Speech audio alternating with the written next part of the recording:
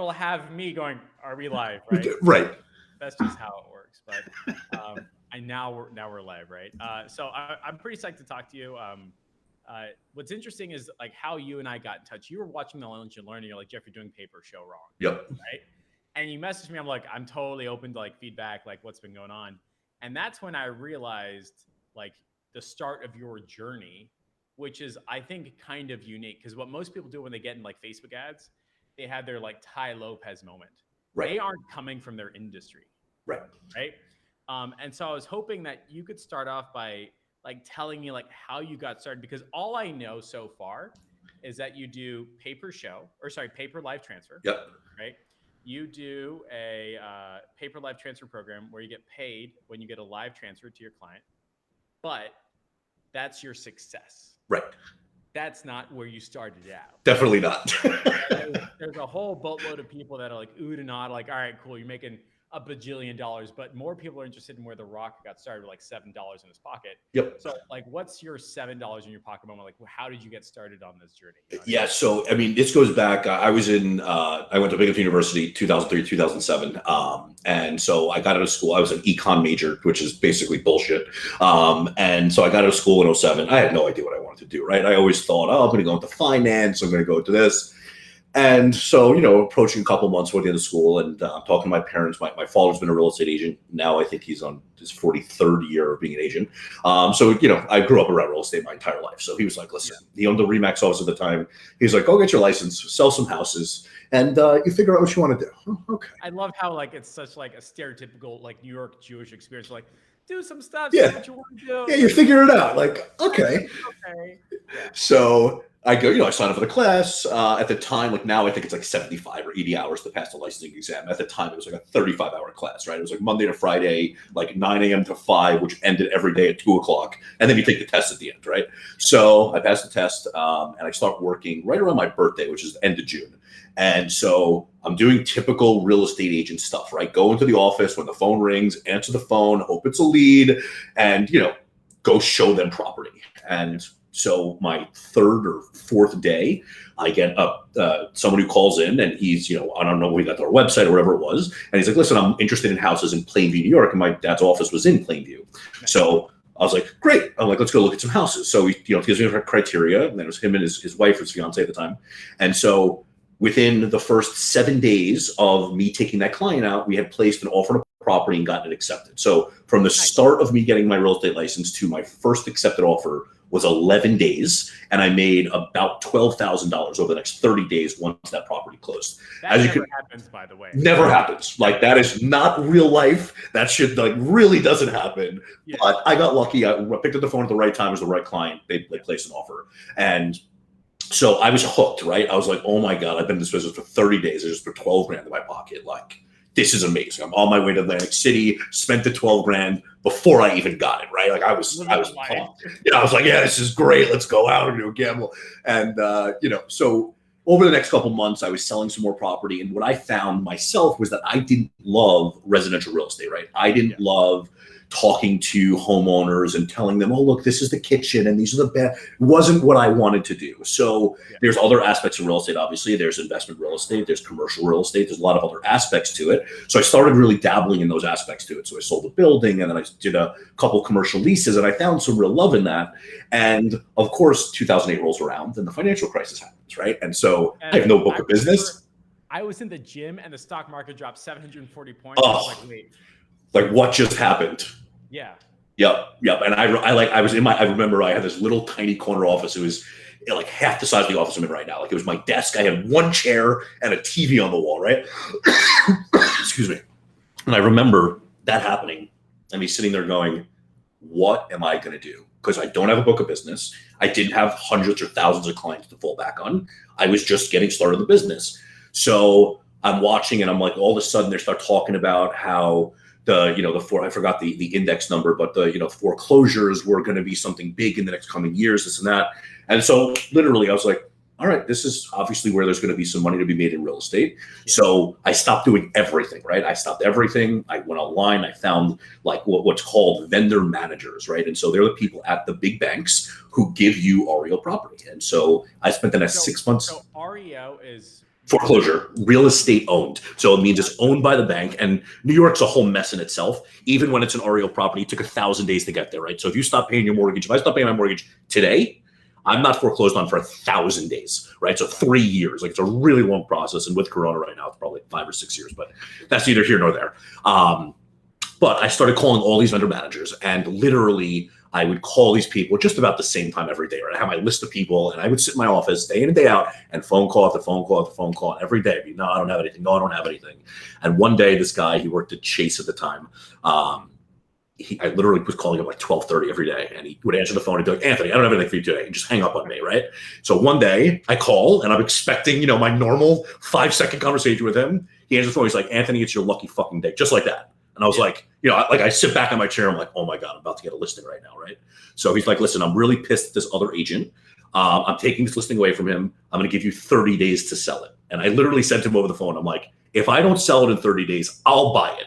Basically, like, consider this asset off your books. So when you said that, was like that in jest or sarcastically, or no, you were serious? Like, I was going to buy that. I would have figured out a way to purchase that property. There was no way, because I knew that I needed it in, right? And the way that this world works, or the foreclosure world works, is it's all relationship based. So once you have a single relationship, you could leverage that to all the other banks. And so in true typical real estate agent fashion, I was the second agent to get the listing. I did one open house, and I sold the property in 8 days, right? Go with the contract in 8 days. Typical, agent has the property for 6 months, can't get it sold. They give it to somebody else. Boom, first weekend out the door.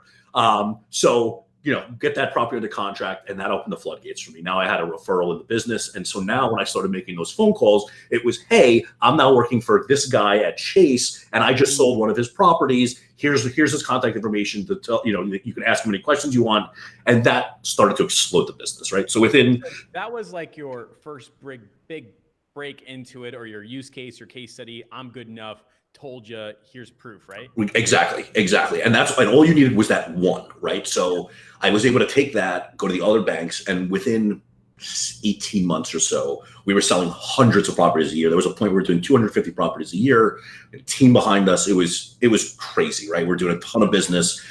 But I was in my mid-20s at the time. And one of the things I hated about the foreclosure business was knocking on people's doors and being like, hey, I'm here representing X bank. You no longer own your property. Here's $3,000 to be out by the end of the month, or you could wait for the sheriff to come, right? That gets really old really quick. So basically, I was like, I started to kind of figure out, I don't love this part anymore. There's good money in it. Like, how do I transition into doing something that I could really love? And so 2014 comes around, and it's a foreclosure property I'm doing an open house at. And I was like very involved in the business. I had team members, but I was still doing open houses, taking phone calls. I was doing all that stuff. So I was very much in the business. And so there's a property in Dix Hills that I'll never forget. It was right around the corner from my parents live. Property is about $150,000 under value, right? So I'm like, all right, this is going to be a crazy open house. We're going to run this for 1 hour, and that's going to be it, right? So I expected 20, 30 people to show up, and there was like 75 investors who show up at this property, right? So I have, like, I'm a traditional agent, right? My clipboard with my piece of paper on it, right? And it's my name, my phone number, my email address, and everybody's signing into this open house, right? So we get all these people to come. I'm all excited. It's like 3 o'clock in the middle of summer, or maybe like May, but like, it's a nice day out. I got the windows down in the car. I'm on the Long Island Expressway, 70 miles an hour. Literally like an act of God. These pieces of paper catch the wind and go flying out the window. And I can't even, like, to this day, I still don't understand how it was on the clipboard and it was out the window. Like, I was like, how does this happen, right? So now I am pissed. I got a 30-minute drive home. I lived in Garden City at the time. And I'm pissed. I'm like, I can't believe I just lost all these investors. But I'm like, it's okay. Someone will, so, if they really want it, they'll contact me. And so I got home, and I'm talking to my girlfriend at the time. And she's like, yeah, but like, why are you using a pen and paper? Like she should ask the question. She's like, yeah, well, why are you using a pen and paper? And I was like, I don't really know how to answer that. I don't know why I'm using a pen and paper. So I was like, I'm, mid-20s, 25, 26. I'm like, how is there not an app for this, right? So I go and I look, and there's one major app out there that does this. It's a digital sign-in sheet for open houses. But the lacking part of that was it didn't integrate with any other systems. I'm a CRM guy. I have been since the day I started in business. I love knowing how big my database is, and the money's always in the database, right? So I've always kept track of all that. And so it didn't integrate with anything. And I was like, well, this is useless if I can't take that info that people are signing in and putting them into my CRM. Yeah. So I put this whole plan together. I was like, all right, we're going to make this really crappy version of what I want, but we're just going to do it. And so I found the guy, it's called Upwork now, but back then it was called Elance. And, you know, I have this whole like list of this is what I need, whatever. And he gave me a relatively good price. And within 90 days, we had launched what we called AM Open House. And it was a digital sign-in sheet. We launched with 5 different CRMs that we connected with. By the time we got out of that company, I think we were with like 35 different CRMs. And so our differentiator was like, hey, listen, this is a really simple product. We're not trying to replace anything. And we connect with the CRM you're already using. So why not use the product? Then we took it a step further and we said, oh, by the way, agents, we're going to give this to you 100% for free, as long as you let us sell your leads to mortgage people. Right. And so what we did, we started partnering mortgage professionals with these real estate agents. The mortgage professionals were buying the leads, the agents got the tech, and everybody was really happy. Yeah. And so that went on for about 2 years. And by the end of 2 years, we had about 125,000 agents across the country using our product. That represents about 10% of the agent community. So it was a huge, piece of tech, and it was a lot of fun to deal with. And when I got rid of that company is when I started A Social. And throughout AM Open House's life, we were constantly getting agents who were messaging us like, hey, I have this open house. Can you help me run an ad, right? And so we weren't really a media buyer. We weren't really an agency, but we knew how to run Facebook ads. So we would run those ads out of our own account. We'd be like, yeah, for $100, we'll put the ad up for you. Just send us the pictures and we'll just send the leads to you, right? And so like it was similar. You pay us $100, we'd set it up. And what we realized was there was a huge need in the market for these one-off kind of, hey, I have an open house. Hey, I just got a listing. I want to, spend the $100 in advertising or $200 in advertising. And so when I started A Social, we were a traditional marketing agency, right? We were a retainer-based agency. Pay us a couple $1,000 up front. Pay us a couple $1,000 a month. And, everybody kind of hoped for the best, right? No guarantees, no nothing. Let's just hope this works.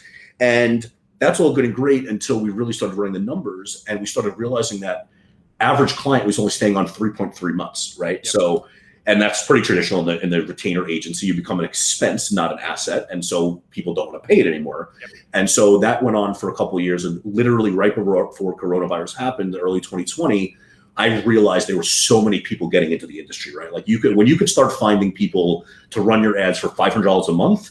As a New York-based company, I simply cannot compete with that, right? Like we can't afford to, literally. So I was like, all right, there's a better way to do this. And so we started figuring out, or I took a step back and I said, well, what's really the pain point for my consumers or my clients, right? And so the pain point is once they get a certain amount of leads, they physically can't handle them, right? Yeah. So we said, all right, well, what if we as a company did all of that for you? We delivered everything. We did your lead gen, we did your nurture, we did your qualification, we did your appointment setting. Then you can talk to them and tell us if it's a good lead or not, and then we'll bill you for it, right? So that became what A Social was. It took us about 6 months to really get that off the ground. And so we launched that back in June of 2020. And to date, we still haven't lost one of our agency for life clients. And the coolest part about that is what we were charging in retainer fees, most of the clients that are on agency for life right now are paying anywhere between 3 and 8 times more than they were paying in a retainer, and they're happier about paying it, which is wild to me. So that's like the most frustrating part, to be honest. Like, I'm just trying to be a normal business owner that's like honest and authentic of like, look, this is how much it costs. You're going to buy it. Stop being like a pain, right? Mm-hmm. They're like, no, we don't want to pay it. We don't want to pay $3,000 a month. Don't want to pay $2,000 a month. I'd be on the phone with my clients. Like, the most I can spend is $1,500. Right. And it's at the core. The reason why they're doing it is because it's another marketing expense. Yep. It's another expense. It's another mortgage. They don't want another mortgage, right? Yep. But when I'm on the phone and saying, hey, I'm going to get people showing up to your office, you're going to have a sales opportunity. I'm just going to charge you every single time somebody drops in. All of a sudden, it's like another chance to roll the dice on a sale. Right. Give me another shot. Give me another lottery ticket. Yep. Give me another sales opportunity. And mentally, it's on the investment or the money-making side. It's on the revenue side, right? Yep. Same fucking program. Yep. Same program. Nothing is different at all, which is the crazy part. Yeah. We're just selling it in a way that people want to buy it. Yep. And it's really no different than like this larger trend of like, remember you used to have to buy like Photoshop, it'd be like a $500 disc. Yep. Right. Now it's $50 a month. Yep. and they stick around for 3 years. I'm like, dude, you could have just spent the $500. No, I don't want to spend $500. I'd rather spend $50 a month every month for 7 years. Okay, Right. fine. Right? What do you want me to do? Right. And so I think that's one of the bigger trends as well. That's what's going on in this space, which is that general pendulum of swinging away from retainer into like pay for performance. Now, I'll bet in 5 years, we're going to swing from pay for performance back to retainer. Yeah, that wouldn't surprise me because I think people run their numbers and be like, wow, why wouldn't I just pay $3,000 or $4,000, $5,000 a month? Why am I paying 15 for the same thing, right? And so what I think is going to happen, and I think you're exactly right, is once those clients are on for about a year and they do their numbers for the year and they say, okay, well, I'm on average spending this much per month. What I think is going to happen is they're going to call us as agencies back and say, listen, we were spending 10 grand a month. We'll sign a year contract for 8,000 a month. Right. And now they already know what they're getting. They know the quality, they know the results. But in their mind, now they're saving money by actually locking themselves into a long-term contract. So I think the performance model is going to be a great way to actually transition into the steady retainer model to know what your revenue is going to be year over year. Oh, so you're suggesting like, hey, we're in the beginning, Mr. Johnson, and this is how I know. I'm not going to say it to the client, but I know that my client, Mr. Johnson, is going to do pay for performance in the beginning, realize we're billing them $18,000 a month, and be like, look, Jeff, come on. Like, what do you want me to do? You chose this life. Right. We have a retainer model of $8,000 a month. And all of a sudden, I get to position my business on either side of that equation. I run the same program. It's whether or not I want to make more money or more consistent money. Correct. Right? Correct. Gotcha. Was there some conversation or something that happened, like as you're doing Facebook ads for real estate agents, that made them say like, wow, that guy is so right. He only wants to pay when people show. Was there like that moment, that like brain breaking moment? So really, what happened for me was I was a real estate guy, right? Like I worked my entire life on commission. But when I wasn't in real estate, I was a business owner. So like I was always the last to get paid, right? So yeah. I always said to myself, well, how can we incentivize people to want to pay us? And so, and we could talk about the way I even pay my employees and whatnot. But I realized that especially real estate agents want to know that they're getting something, right? Yeah. They don't care. They'll pay you thousands of dollars if it's guaranteed. And so there's a happy medium between there. So for me, being a real estate agent and knowing what those pain points were, we're also selective in who we work with, right? We don't work with individual agents. We only work with teams. We only work with brokerages. And we've realized because the high price of entry with us is not something the individual agent can usually handle. Not to say that none of them can, but we position it so we have a certain amount of ad spend that we come in every month, a certain amount of appointments that we on average can generate. So the aha moment for me really came in the fact that we were basically making a commission, although it's not really commission. They had to see a result before we got paid, right? And so when you're talking to an agent and pretty much any business owner, if you provide the result up front, it's very hard for them not to want to pay you on the back end. So the result for somebody who's not in real estate, that could be phone calls or shows or something like that. Yeah, like in your dental model, right? Somebody who shows up to the office right now, it's on the dentist to close the package that they need, right. But you showed him a real result or her a real result up front. You made an ad, you got them on the phone, you made an appointment, and they showed up to the guy's office, right? Yeah. So you're providing this result up front and then getting paid for it on the back end. You know what's funny is we're actually like testing out a new way of working where we actually have, I don't want to say fake businesses, but they're like placeholder businesses, yep. Right? Like the business page is there, I'm putting money into ads, and it's just keeping that ad account running. And at any time, if we have a new client that's like, hey, look, I'm not going to pay until you show me it works, we already have something that's running. We already have phone calls generating. Great, I'm going to send you 3 later today. Interesting. Right? And you can use call rail and call routing to be like, send the next 3 to this guy, and then the rest go to whoever I want. Right? Interesting. And so like there is like an expense to that. Like I got to pay to keep the ads running. But all of a sudden, my sales framing, my time to a sale is no longer like 3 months of circling around each other, right, waiting for something to expire. Now it's 3 days. Yep. Right. And they're like, wow, Jeff, like these people are real. They called in, they showed up the next day. How do we continue on? Right. So like you were saying, like push results in the beginning, not a strong sales process, have some results, get it fast, and then it's much easier to get a sale. Is that correct? Yeah, exactly right. Very cool. So let's go back to where like you were selling real REOs, 250 per year. Like you lose the list and you're like, what am I supposed to do? You have that CRM. Yep. Right. And you're getting real estate agents to sign up for the CRM. It already integrates all that fun stuff. Are there like skills and abilities that you got from that experience that's powering your agency? Like, is there something missing? So Most agencies don't think about? we were even simpler than a CRM, right? We were literally just, and imagine it being just a digital version of that sign-in sheet. And all we did was then throw a webhook to whatever CRM that they currently had, right? So we didn't have any of the expense of building and maintaining a CRM. We had the expense of having a single server that ran an app and a website, right? So like very, very lean. And one of the things I really learned with AM Open House was how to run a very lean company. That company never had a single employee. Okay, that company ran 95% automated. I took maybe 5 or 10 calls a month for support, and that was it. Like, so what I learned about, you know, technology in that is that you can do a lot with very little. Like, we had an upfront cost to obviously build out and to, you know, get things rolling, but the monthly cost to keep AM Open House running was next to nothing. We're talking about under $500 a month to keep that company running. So it's having like a good product, good processes, things like that. Yeah.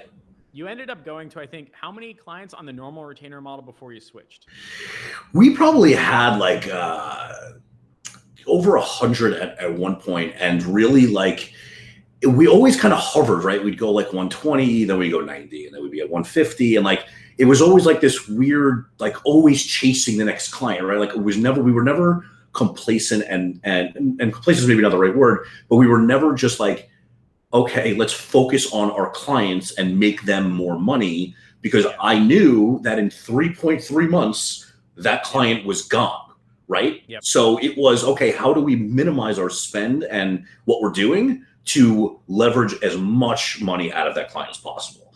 And so once we changed to this pay-per-show, pay-per-life transfer, whatever we're calling it, what we realized was that we care so much more about every client, because if we're not delivering results to them, we're not getting paid, right? All of a sudden, the agency cares 100 times more than we did just a year ago on the retainer model. So everything kind of changed by changing the model. Like, you know, and I think I've told you about this. We, like, even the way we pay our employees, right? They get a base salary and they get assigned certain accounts, right?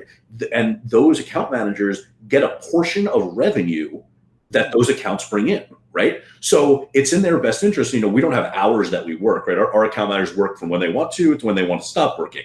Like, obviously get the work done, but it's not like you don't have to work from 10 to 6 or whatever it is. And so what we find is our account managers are working more because they know every time they book an appointment, they get a piece of that appointment, right? They might get $5 or $10 per appointment that they book. So all of a sudden now they're working to make sure when they see a Slack notification come in at 10 p.m. at night, they hop on their phone and go communicate with that person because they can go make a quick couple bucks, right? So it was just an interesting, you know, doing everything with this performance-based stuff has been really interesting for us as an agency and for our clients as well. So I find that really interesting because when I have a standard retainer client, it feels like I'm doing everything I can to not get a divorce. I'm not trying to have a happy marriage. I'm trying to not get divorced. So like push out like, oh, Miss Johnson's gonna be fine next month. Like, you're trying to like extend that time frame. And that actually has like a pretty negative experience. And the solutions to keeping that client are always weird and different and unique, right? I think internally for our team, now that we're like trying to transition off retainer model completely, is like when my team asks a question, why would I know the answer, right? Now, if they're on a retainer model, the answer is almost always another appointment. Like, that'll just make them happy, get another appointment. That's it. Okay, cool. Yeah, give them a sales script, but 99% of the time it's another appointment. Usually over here, when you're trying not to get divorced, you're doing everything you possibly can to make them happy, right? Over here, it's just a lot easier. It's a difference between trying to not get a divorce versus having a happy marriage, right? And it sounds like the pay for performance is a happier marriage. You get to charge more. And if I remember correctly or listen correctly, your team is happier too, right? Yeah, everybody's making more money, right? Like, so on the retainer model, you have certain expenses that you know are coming out. And so even if you give a percentage of revenue to your employees working on that account, they know exactly what that's going to be month over month, right? Let's say they're making 10% of an account, $3,000 account. They know every account is an additional $300 a month in bonus for them, right? But on the retainer model, they know they can make $300 or they can make $2,000 depending on how active that client account is and how many appointments can actually be made. So everybody is essentially happier because the client is getting more business. Our account managers are making more money. The business Ace Social is making more money. So all the way up the line, everybody's incentivized to do better. Interesting. So let's think about like a little bit of the details for a second. So I'm in the medical space. I do dentists, right? Yep. So I run a Facebook ad that's like, hey, are you interested in implants or cleaning or Invisalign or teeth whitening or whatever it is, Yep. right? And then they sign up and then they get a form that says, hey, call us now or book an appointment. Cool. And then they show up or they don't, and I have an effing heart attack because I'm telling my clients like they don't show, don't think about it, but they're like, oh, we would never run business this way. I'm like, come on, it's gonna be fine. Like Right. it doesn't matter, right? Go back to other clients, right? But they don't think that way. Do you have real estate agent problems like that as well, or is it a totally different game altogether? So we had a really unique problem. We have a very large client out of Canada. She's got about 100-person brokerage. And I remember this day like it was yesterday. It was about 2 months after she signed up. The team had booked 26 appointments in one day for her. Okay, so on a revenue basis day, it was just over $3,000 for the day, right? Yeah. We had a call from her that morning or a text message from her that morning. Guys, cancel all my appointments today. I'm not working today. I was like, okay. I'm like, that's not okay. We can't be doing days like this. We can't just be throwing away $3,000. So what we did was we implemented a no-show fee. So if we book an appointment for our clients and they don't answer the phone, Yeah. not the end client, right? If our client doesn't answer the phone, we charge them. Yeah, the agent, right? Yeah. So we charge them a fee for that, right? So our calendars and their calendar is integrated with our system. So if they block off time, obviously our team doesn't book appointment during that time. But if we book an appointment and a customer, I'm sorry, or our agent doesn't answer their phone, we charge them a no-show fee. And so the psychology behind that was really interesting, right? So obviously we want to cover our expenses for making that appointment, but because of the way our business is set up, being a performance model, right? People don't want to pay for nothing, right? That's why the retainers are stopping to work, right? They don't want to pay for what they can't realize. And so with implementing this no-show fee, what happened was our clients stopped missing phone calls because they'd rather pay us $100 for a good client than pay us $25 to not answer their phone, right? So it became this really interesting dynamic where our clients don't miss phone calls anymore. And so it was just one of those realization moments where if that client had not have done that on that specific day with that many, if there was 3 appointments, I would have been like, all right, whatever, like it happens, But because there was so many booked, I was like, we got to figure out how to change this. Like this can never happen again. And so yeah, she was the realization as to why we implemented that, and it changed a lot because people did not want to pay $25 to not answer the phone, but they're very, very willing to pay $100 to answer it, which is the coolest thing for us. So that ends up being like the work that you do is never unrewarded. Correct. Right? Correct. So let's say that you run ads, people sign up, and then your team does a qualification process. Do you have like a form? Is it a conversation? It's all real life people, right? So text messaging, phone call. Most of our business lies in the real estate world. So it's a very people intensive business. Obviously with other businesses, dental, stuff like that, you can get away with like a form, right? Because you got a couple questions and it doesn't need to be as personal. With real estate, you're asking questions like, are you pre-approved for a mortgage? How much home can you afford? Right? It's just questions that people don't necessarily just want to throw into a form, and they want to feel like they're talking to somebody. So yeah, we have scripts for our VAs and our account managers and everything, and they follow the exact same scripts for every single client. We have clients that hey, can you change this? Can you no, we can't change anything. This is how it works. Answer your phone and it rings. It's very, very simple. Like we've spent millions in testing this, and we're not going to change it because you think that you know better. It's so funny. It's like, hey, I'm going in for surgery. Can I tell the surgeon what to do? Right. No, that's not how this works. No, thank you. Right. We have a client that came on board that was like, hey, it's been like 3 weeks, and I want to change 90% of what you're doing. And I'm like, I think it's better if we just kind of like don't do work. Not because like what they're doing is wrong. It probably works for them, but it doesn't work for us. Right. You got to train your team in a certain way, and you can't change that for every client, right? It's impossible. Yeah. So the people sign up, they have a qualifying session. Your account managers are incentivized and get paid to book that appointment. Mm-hmm. Do you ever have people that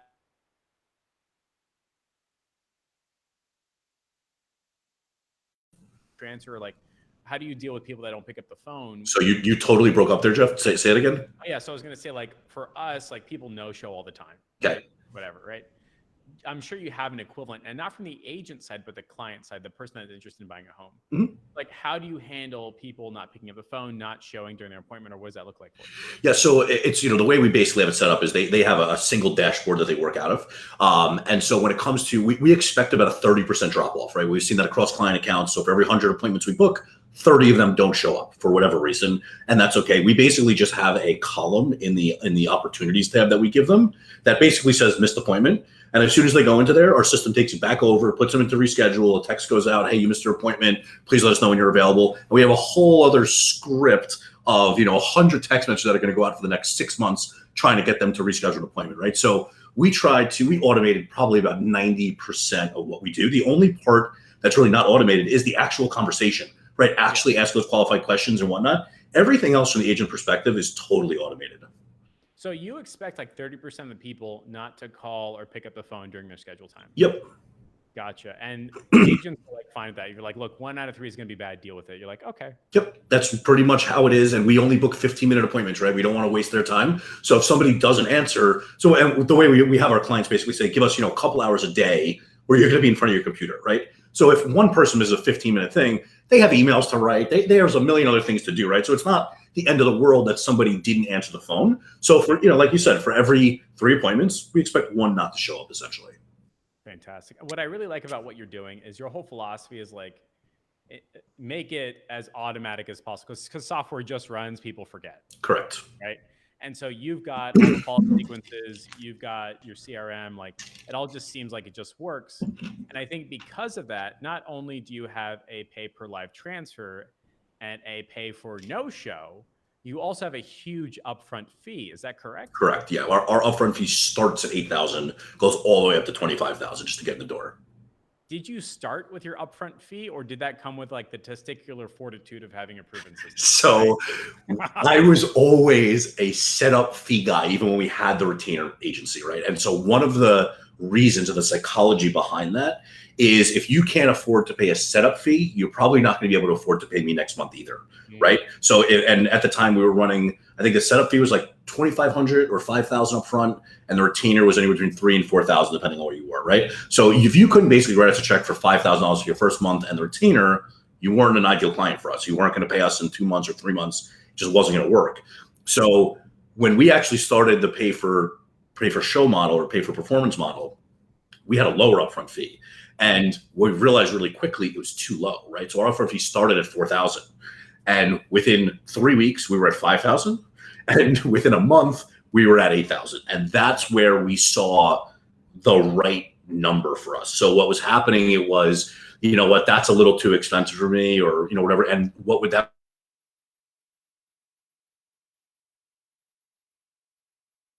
but it's not who our ideal client is. A single agent can only handle a certain amount of appointments per month. And when you go to the team or the brokerage model, basically it's infinite, right? You can assign, if there's 50 people in a brokerage, you could, essentially handle 1,500 appointments a month. You're probably not going to get there, but you can handle it. A single agent can only handle 30 appointments a month. Like, that's it. When you're an agent working with 20 active clients, you have zero time on your hands. So we realized that raising the upfront fee to where it is gave us the right clients to work with. Now, for anybody who's watching this and whatnot, that's, thinking about going into it, if you want to work with individual agents, do a much lower upfront fee. Like, and that's okay. You don't have to go for, you don't have to go for the fences like we did. We knew who our ideal client was, and that's who we wanted to get in front of. So that, I think, is like a very key part, and the mistake that I've made and continue to make, which is single person businesses, right? And like, that's cool, man. Have a great time. Small business America, I hear you loud and clear. But we have a multi-location client that is happier than a pig in whatever. He always sends messages saying, hey, how can we get more? Yep. How can I pay him more? He just wants more. Yep. Cool. I will be on the phone 30 minutes later with the most angry, irate small business client in the world of like, Jeff, you sent 3 people and 2 of them were bad and I wasted 2 hours. I'm like, yeah, well, go hire another associate to do your filtering. Why you on the phones? And doing surgery? Like what are you doing? And the problem with that is inherently with their business, they're going to be capped out no matter what, right? And even if I sent that particular client 10 massively qualified people ready to buy right now, he'd have to say no. Right? That is unlike multi-locations. For your example, it's brokerages. For me, it's like franchises or something like that, right? And it's just so much easier that way. And if I understand correctly, your upfront fee is probably a signal to brokerages saying like our fees are normal. You're going to have to pay it. It's probably a build out or something like that. But for the most part, if a small business or a single person real estate agent can't afford the 8K, that's a huge signal that they're going to leave in 3.5 months anyway. Correct. Right? Or even worse, they're going to charge it back, right? Like we haven't had a chargeback in 2.5 years. So like, it's really important for us that we get the right clients in the door. And again, we have a couple single agents that are out there. But it's a different animal, right? Like, again, we're capped at what our earnings can be per month. And so when we really focus on who we want to get, in your case, the multi-location businesses, right? Those are infinitely scalable. That guy can open another 5 locations over the next 5 years. And all that means for you is more revenue coming in the door, right? Right. So, the single person that's running their single business, like if it's like a bookkeeper or a credit repair specialist, like those, you can only get so big. Like you can't do it all on your own. Yeah. So I experienced that as like a solo agency owner. Like I hit 10 clients and I was like, well, I'm not going to take on 11th. Right. Yep. And what I ended up doing is I found a market where I could simply charge more. And it got to a point where we were charging $10,000 a month for my service. Just you. Yeah. Yeah, it was like me and like a VA. That was it, right? And we were doing like Facebook ads and soap opera sequences and call tracking and auditing and training staff.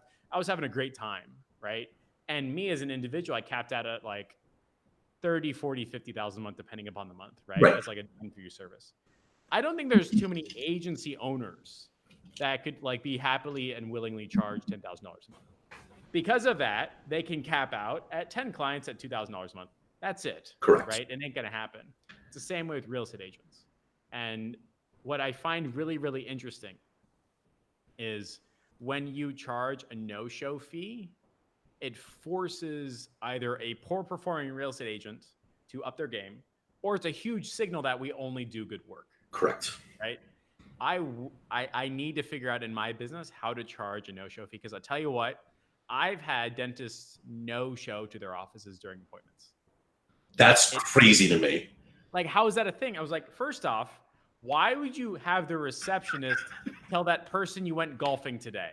Why would just make up a story? Like that is like the way I look at a dentist, the doc, pretty much any medical professional, right? You're in the office 4 or 5 days a week, whatever it is, whatever days they are, and you're just in the office those days. It's not like, oh no, like I come in every 3 Thursdays, right? It's just you have your normal schedule and you work those days. Yeah. That's wild to me. It blows my mind. And what's going to be even more fun, by the way, is if we figure out a way, or when we figure out a way to charge a no pickup fee, like the receptionist or the team did not pick up the phone. Yep. All of a sudden, I will be signaling to those dentists and that team, hey, we're serious. These are qualified people. You have to pick up the phone. If you don't have a pickup and a qualifying conversation, you'll be charged as such. Yep. And that will force people to go from good to great really effing fast. Like it forces them to do better business, right? Because now all of a sudden, and again, it's just the stupid psychology behind it.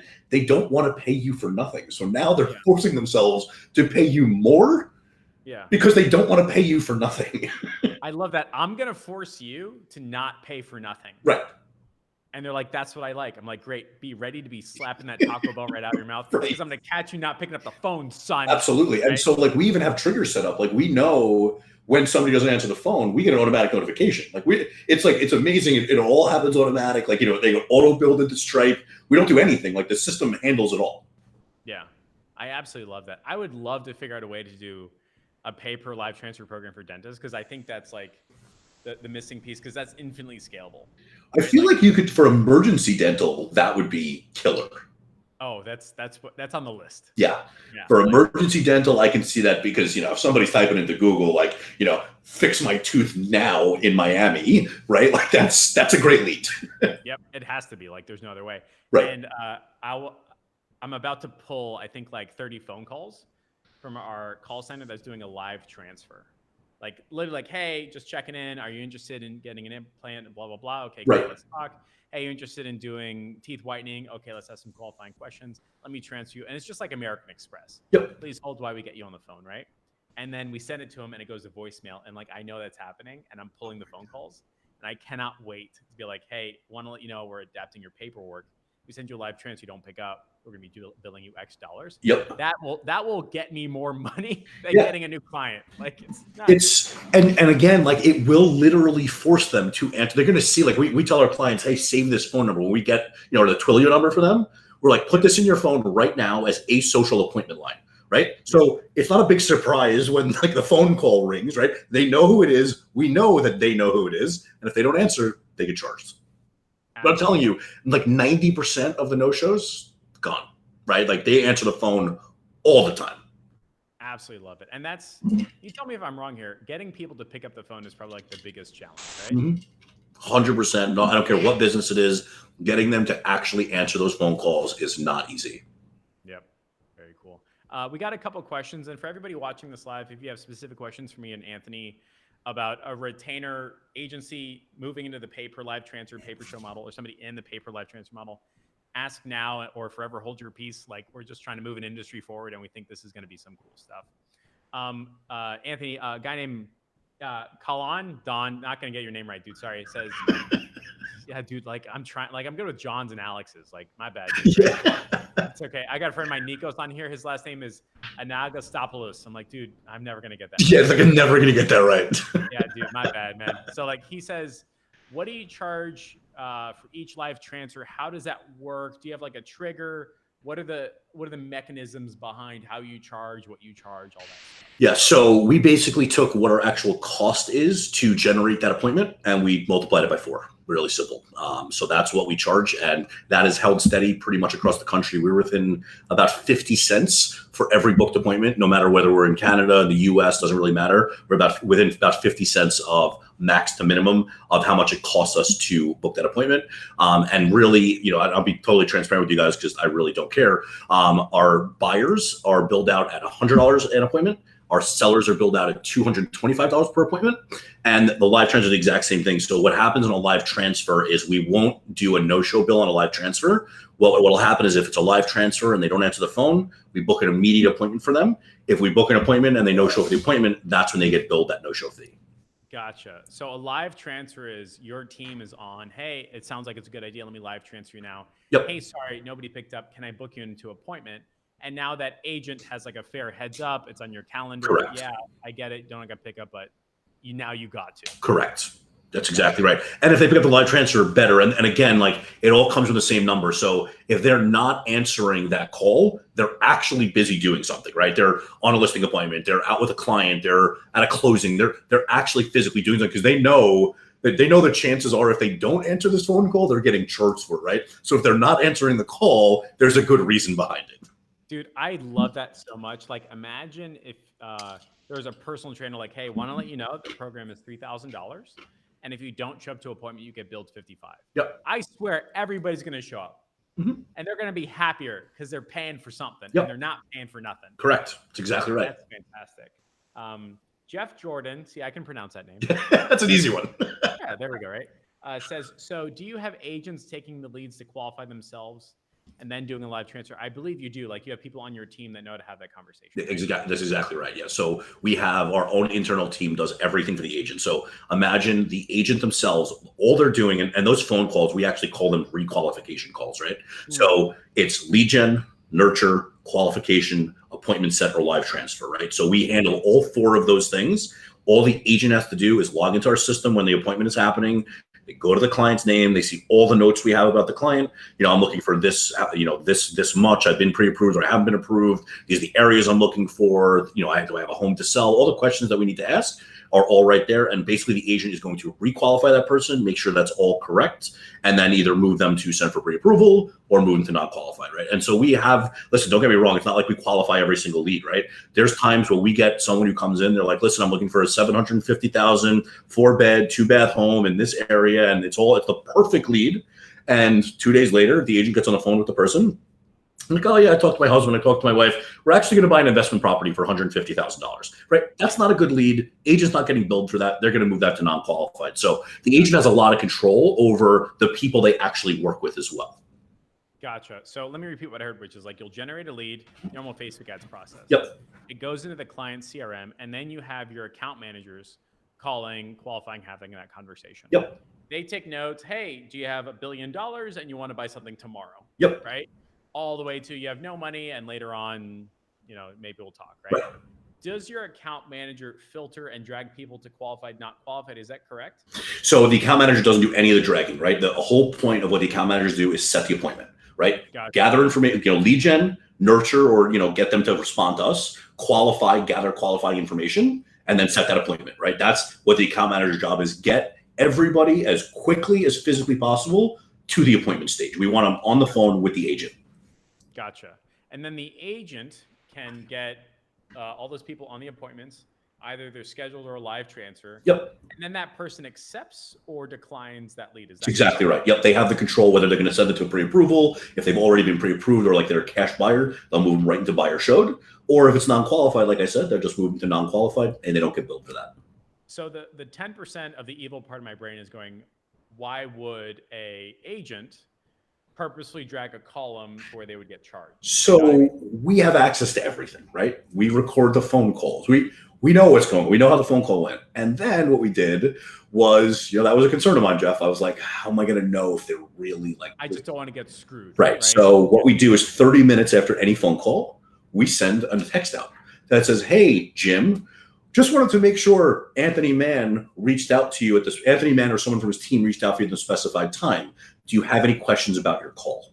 Yeah. Right. So now what they typically say is, yes, Anthony reached out to me. Look forward to working with him.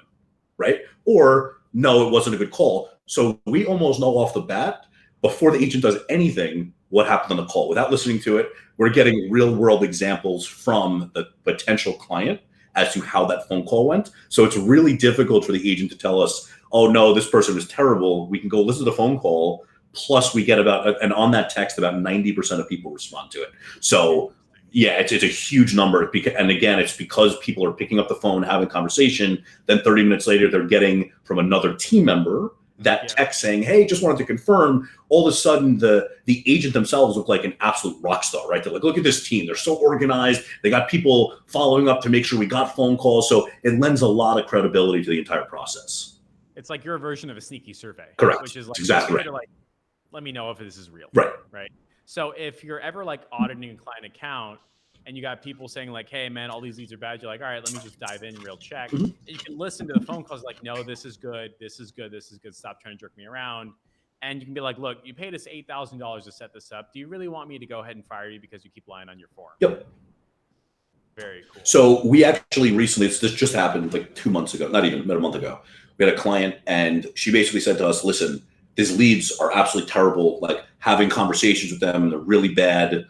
And she, in her market, there is a foreign part of her market and a traditional Canadian part of her market. So I was like, maybe we're just not getting in front of the right people, right? Like, and I don't check every day for all the client accounts. Right. So I went in, she tells me this, right? So I'm like, all right, I'm going to go look at the last 10 phone calls. I listened to the last 10 phone calls. Now she's answered every single one. Every single phone call was in excess of 12 minutes. Every single phone call was requalified. Mm-hmm. So I called her back and I'm like, listen, I just went through your last 10 phone calls. You told me that every phone call has been awful. I just listened to these 10 phone calls. And if these were in another client account, they'd be like, wow, these are such amazing leads. Thank you. So what's happening? And she said, well, after that initial phone call, they're not responding to me anymore. They're ghosting me. And I said, that's not a lead problem. That's a you problem, right? Like what she didn't realize was that we got them that good conversation, people responding, qualified, everything. It was the next step that she was struggling with. So we went back and we worked with her. We said, listen, how can we help you get there? Send an email out, send them some package information, help them get the process started. Let them know that you want to help them, right? And so it was an interesting dynamic because when she told me that, I was like, oh God, I'm like, I can't believe we're sending her crappy leads. And then it became, no, we're sending her exactly what we're supposed to do, but she's dropping the ball on the back end. So the same way I can actually have 4 phone calls in a row of people leaving voice messages saying, I got $2,500, I want to buy dentures today. Yep. And all of a sudden they're on the phone with the front desk and the front desk accidentally tells them to go somewhere else. Correct. So gotcha. Okay. So you draw a pretty fine line in your client relationships. Like, look, my job is to simply get you on the phone with people that are pre-qualified. From there, it's your business and your rules. As soon as they talk to the client, take them off our system. Like, Got them on your cell phone, text them, call them directly on your own. Once we get there, that's it. So does that mean that when somebody drags to like qualified or not qualified, Stripe just charges them, or there's a trigger that charges them $250? Or like, So we actually do it on what you call it? It's called a threshold basis. So every 2 weeks, people are billed. So however many billings go in during that time frame, it just adds up, and then literally every 2 weeks they just get billed once. So like there's not a million different charges. It's literally 2 charges a month. Gotcha. Because like when I advertise on AdWords, I get like 7 $500 charges in a row. Right. So you just do it like every 2 weeks or something like that. It's exactly right. Yeah. And it doesn't matter how small or big. It could be $100 charge. It could be a $10,000 charge. Every 2 weeks, it's just whatever the numbers work out to, that's what you get charged. So that means, by the way, you're looking at your factory or your agency kind of like a guy that runs a factory. Mm-hmm. You can see the people, you can sell the stuff, and you can guesstimate in your head daily how much you'll make week and month. Yep. Simply by logging into your system. And we've got all this stuff going on. This account is probably going to be like $5,000 by the end of the week. And you're confident, you feel comfortable, and it's reliable. Yep, right? That's exactly right. And do you pay for Facebook ads? Nope. Our client pays for all that, right? We recommend at minimum $50 per day. That works out to be about $1,500 a month in strict ad spend. And we have clients that are spending $4,000 or $5,000 a month in just ad spend. So it really depends on the client. Obviously the smaller team, maybe a 3-person team, is going to start at the $1,500. Once they start seeing results, they'll go up, and up from there. I love that as a market competitive offer. Like, look, Mr. Johnson, the only way I'm going to get paid is if there's a qualified live transfer. I've got agents who know how to do it. We've been done a long time. You got to pay for ads. And every 2 weeks, I'm going to bill you for every qualified person you're on the phone with. Are you in? Right. That's not a hard sales pitch. It's actually, we close about 80% of our sales calls. It's literally just our biggest struggle, honestly. So about 90% of our business is referral based right now. And so and I think I texted you about this the other day. I wanted to know about a program that, one of your buddies had. And so we're now. Go back.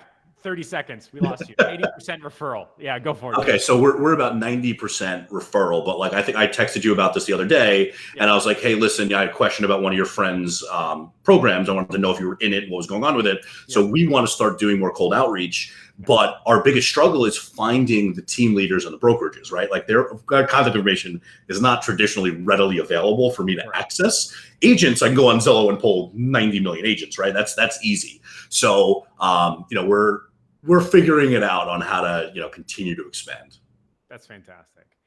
Charles says, how often do you run into agents trying to game this system?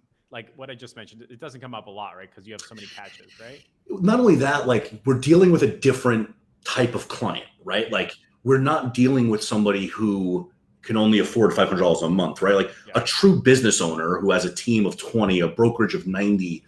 These are business owners, right? They want results and they're willing to pay for them, right? So like they don't even like, and I don't know how it is with like your clients or whatnot, but like when we bill out our clients, like they're not even like, what was this bill for? It's just paid. Like they don't even know. It's just on their Amex, right? Like they have no idea. They're just paid at the end of the month. So we don't really worry about it too much, to be honest with you. And listen, at the end of the day, if a client is going to screw us out of $100, like I don't really know what to tell you. Like we're just not worried about it because of the clients we take on. I think that's a very interesting point because like the clients that you're working with, your pricing model that you're working with, the way you track everything almost minimizes or forces out people that are going to do that type of stuff. Like you can find out a week in, like, look, I've got 5 phone calls saying this is awesome. And you're saying they're all disqualified. And then in your head, you're like, all right, I know this, we got to push this guy out. Yep. No matter what, he's going to be unhappy versus somebody who's charging $1,500 a month through the services and desperate, right? Just desperate for like a client, like even though they're horrible. Yep. Right? Somebody else, Nico says, I'm looking for pay for performance agencies to run these processes for buyers and like specializing in health verticals. Have you seen any like live transfer programs work in other verticals at all or no? Here's the thing. Like I don't know the medical field, the health field very well, right? But I do know that I know business, right? So at the end of the day, if you understand your process, Nikos, like if you can comfortably say, hey, listen, this is what happens when we generate a lead. This is how we get them to this point. This is how we get them qualified. This is how we get them set with appointment.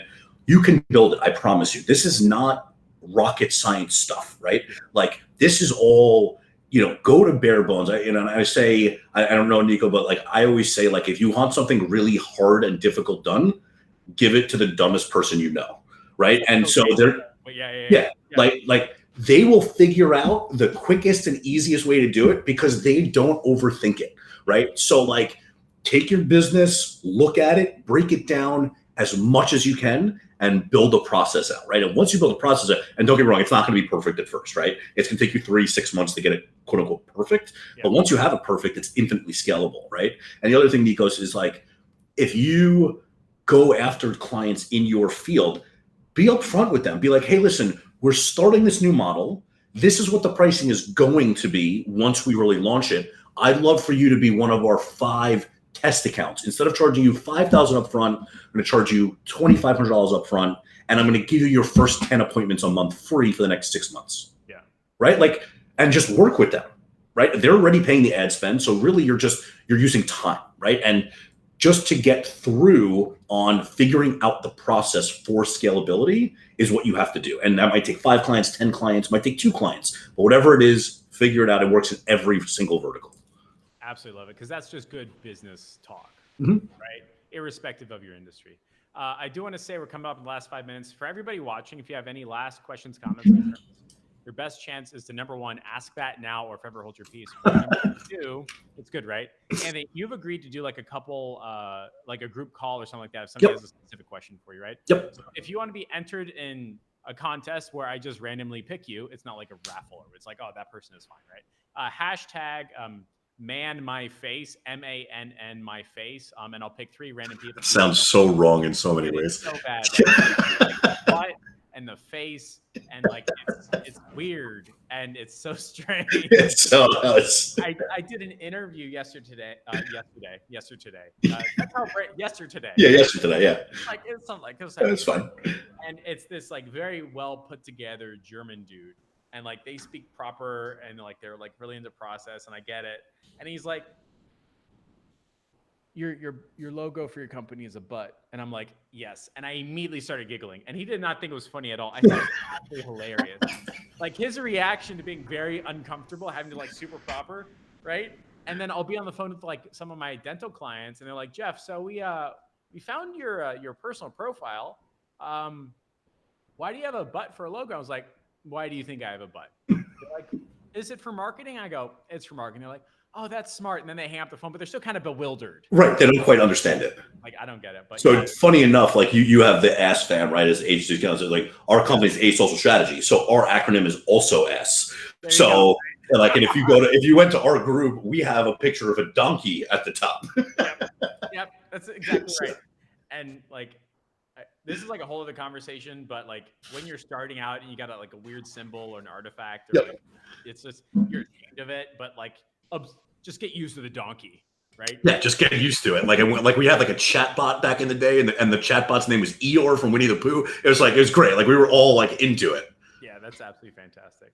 All right, so for everybody watching again, if you're interested in doing a one-on-one session with Anthony, I'm going to pick 3 people over the weekend, do a group chat. Just hashtag Mann my face. That's man with 2 N's. We'll take it from there. Anthony, it's been an absolute pleasure. Are there any like parting words or wisdom or advice for something that's like doing retainer but wants to switch or wants to start doing paper life transfer? What does that look like? Yeah, so don't fire your retainer clients until you figure out paper life transfer. This is it's a capital intensive start. Once you get going and you get a couple clients, the sky's the limit.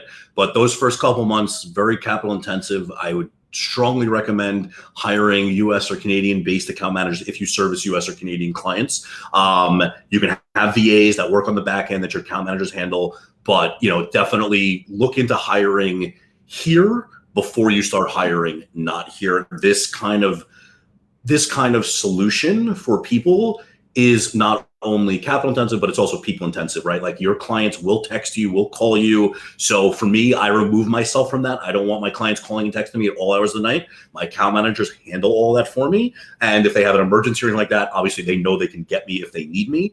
But with that said, don't fire retainer clients until you figure out the paper show or paper life transfer.